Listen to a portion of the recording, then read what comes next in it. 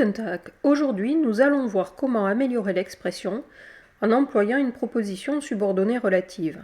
Objectif, quitter les phrases minimales ainsi que les phrases simples et aller vers une communication plus naturelle et donc des phrases plus complexes. En effet, lorsque nous parlons dans notre langue maternelle, nous employons souvent qui. Par exemple, la voiture qui, le voisin qui, etc. Ici, la fille qui porte un panier s'appelle le petit chaperon rouge. Nous voyons qu'il y a une première information. La fille porte un panier. En allemand, das Mädchen trägt einen Korb. Et une deuxième information, cette fille s'appelle le petit chaperon rouge. Dieses Mädchen heißt Rotkäppchen.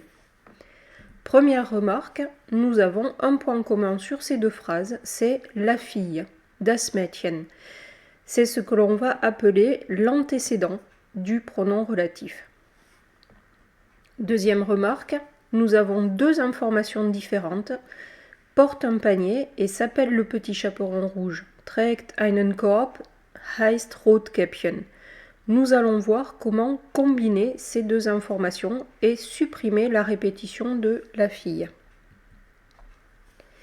La phrase complexe, celle qui comporte la proposition subordonnée relative, peut avoir cette forme. La fille qui porte un panier s'appelle le petit chaperon rouge.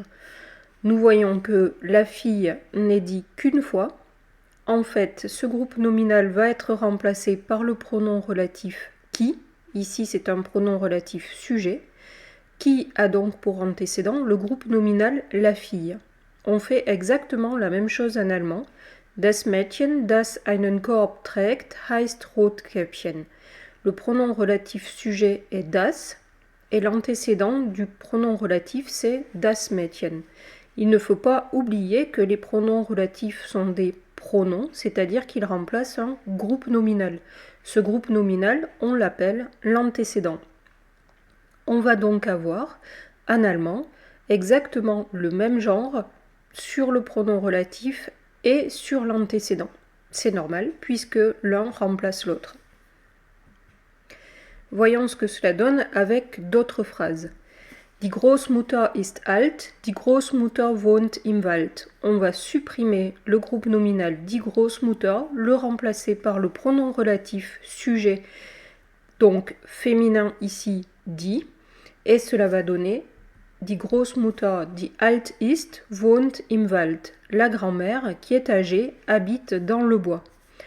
On constate qu'on a bien la proposition subordonnée relative juste à droite de l'antécédent, die Großmutter, die alt ist, que le pronom relatif sujet a bien le même genre que son antécédent, die Großmutter, die, et comme il s'agit d'une proposition subordonnée, la forme verbale est à la fin, ist. Cette proposition subordonnée est insérée dans la phrase, c'est une expansion à droite du groupe nominal, l'ensemble ne prend qu'une place grammaticale, die Großmutter, die alt ist, position 1.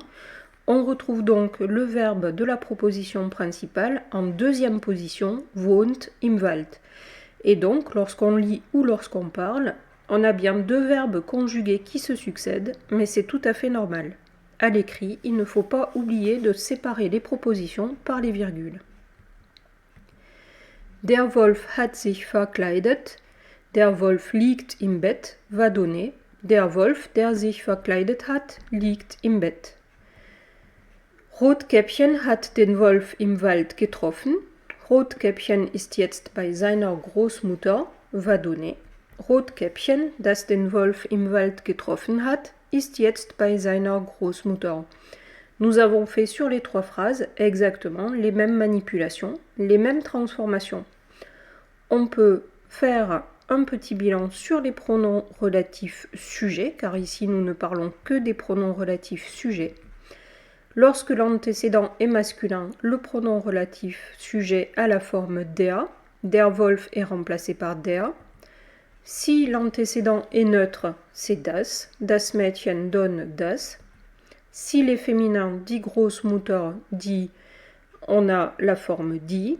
Et si l'antécédent est pluriel, par exemple die Wölfe, le pronom relatif sujet est die.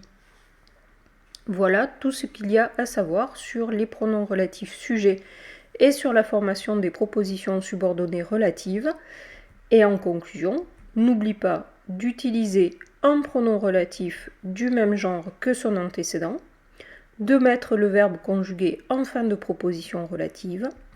Et donc, pour améliorer l'expression, à l'oral comme à l'écrit, pense bien à utiliser les mots de liaison pour relier par exemple deux phrases simples et à utiliser les expansions à droite du groupe nominal comme la subordonnée relative qui améliore considérablement l'expression.